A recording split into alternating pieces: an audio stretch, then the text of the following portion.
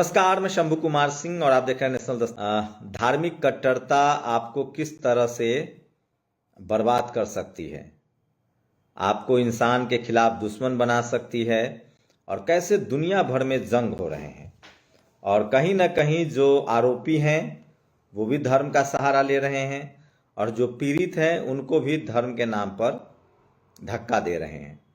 हम बात करेंगे आप आज सीरिया में जिस तरह से असद की सत्ता हटी है उसके बाद क्या कारण है कि इजराइल और अमेरिका वहां बमबारी कर रहा है।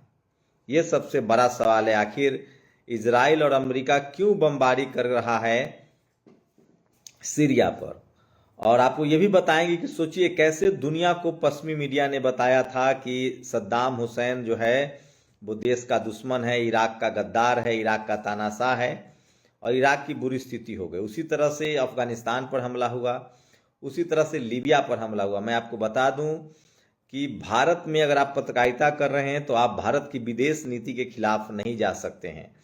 और आप सद्दाम हुसैन का दौर देखेंगे तो भारत के रिश्ते सद्दाम हुसैन के साथ हमेशा शानदार रहे हैं। यहाँ तक कि लीबिया के गद्दाफी के साथ भी भारत के रिश्ते हमेशा शानदार रहे हैं और सीरिया के असद के साथ भी भारत के रिश्ते हमेशा शानदार थे।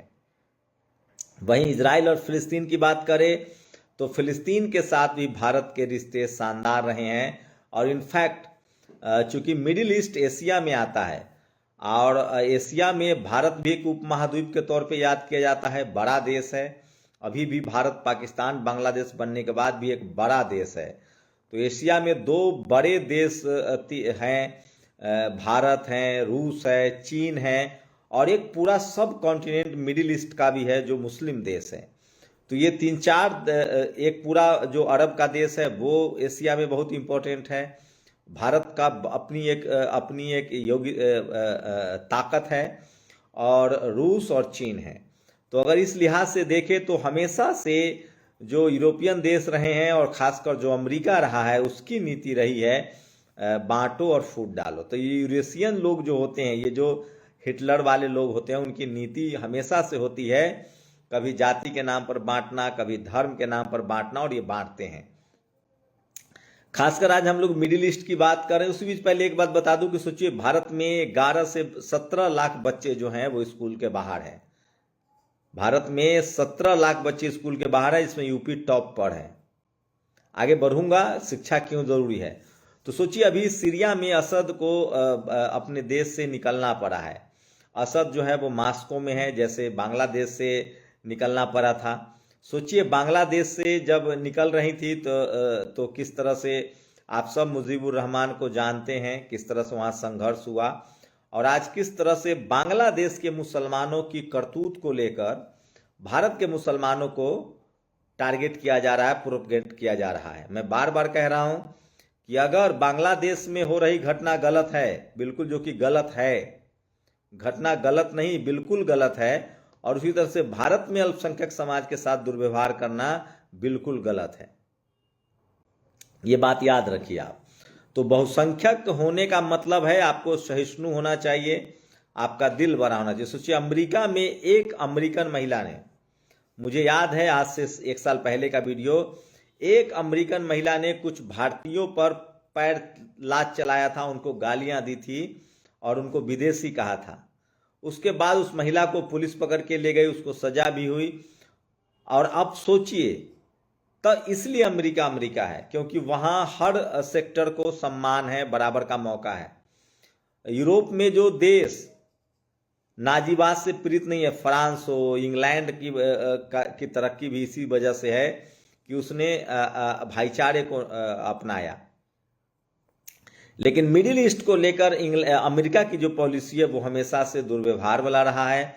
और सीरिया में सोचिए असद के जाने के बाद मैं फिर कह रहा हूं, आप इसको धार्मिक रूप से मत देखिए। जब आप इसको लिबरलाइजेशन के लिहाज से देखेंगे तो जैसे ही असद का दौर खत्म होता है सीरिया में फिर से प्रॉब्लम शुरू हो गई है। ठीक वैसे ही जैसे सद्दाम हुसैन को अमेरिका ने बदनाम किया कि उनके पास, सद्दाम हुसैन के पास जैविक हथियार है, एटम बम है, सद्दाम हुसैन दुनिया के लिए खतरा है, और किस तरह से सद्दाम हुसैन पर हमला हुआ, और आज भी इराक अलग थलग है। और उस समय अमेरिका हमेशा से दुश्मनों का इस्तेमाल करता रहा है। उस समय ईरान को अपने पाले में किया गया, चूंकि ईरान और इराक का बनता नहीं था, ये सब जानते हैं। उसी तरह से गद्दाफी के साथ हुआ।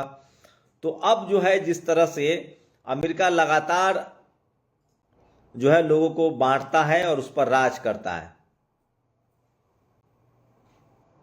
तो ये बहुत ज़रूरी है। और ये सोचिए, ये बहुत ज़रूरी है कि जो लोग भी संविधान के दायरे में नहीं हैं, भारतीय संविधान को नहीं मानते हैं, उनके लिए ज़रूर मुश्किल होगी। तो सीरिया में अभी इजराइल और अमेरिका को अब मौका मिल गया है और वो लगातार बमबारी कर रहे हैं। तो असद के जाने के बाद मिडिल ईस्ट का और डायग्राम जो है वो बदलेगा, और इजराइल और अमेरिका को मौका मिल गया है कि वो सीरिया पर भी कब्जा कर ले, जिस तरह से उसने सऊदी अरब पर कब्जा किया था, अफगानिस्तान पर कब्जा किया था और लीबिया पर कब्जा किया है।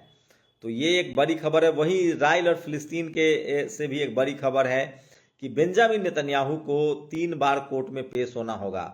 रिश्वतखोरी, भ्रष्टाचार के आरोप में बेंजामिन नेतन्याहू को 3 बार कोर्ट में पेश होना होगा। तो बेंजामिन नेतन्याहू लगातार एक बदनाम प्रधानमंत्री के तौर पे याद किए जा रहे हैं। मैं फिर कह रहा हूँ, इजराइल एक तकनीकी रूप से एडवांस देश था, पढ़ा लिखा देश है, और वहाँ लोगों को आप ज़्यादा दिनों तक नहीं बरगला सकते हैं, और वहाँ कोर्ट पर कब्जा करने से ही सारा खेल शुरू हुआ था। दरअसल बेंजामिन नेतन्याहू के खिलाफ कुछ भ्रष्टाचार के आरोप थे, रिश्वतखोरी के आरोप थे, तानाशाही के आरोप थे, जिसके बाद कोर्टों में सुनवाई शुरू हुई थी।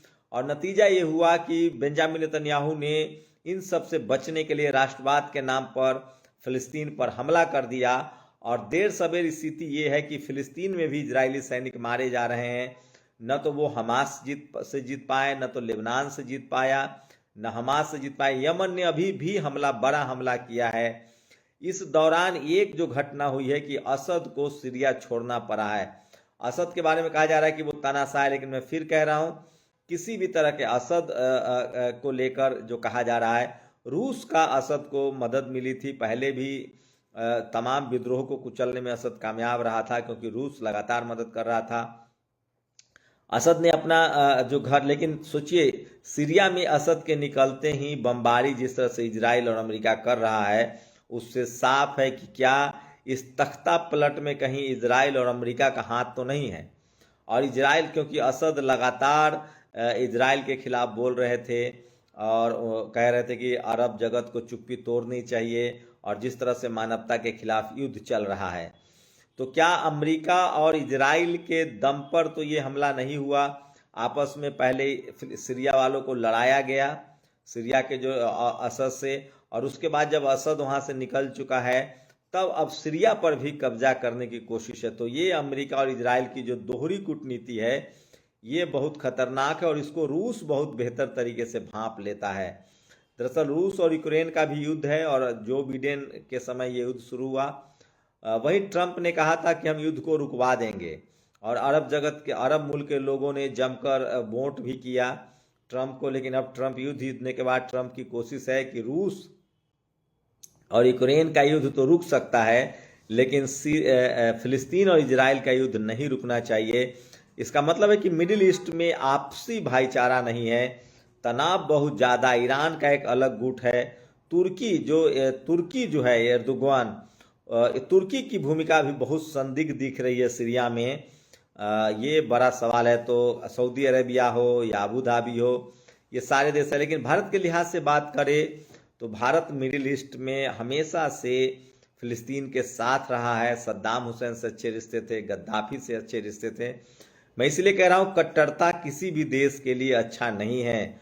और आप मिडिल ईस्ट को जिस कट्टरता के लिए दोषी ठहरा रहे हैं, खासकर अब जब ठहरा रहे हैं खासकर फिलिस्तीन और लेबनान, हिजबुल्लाह, हमास को, तो ऐसा नहीं है।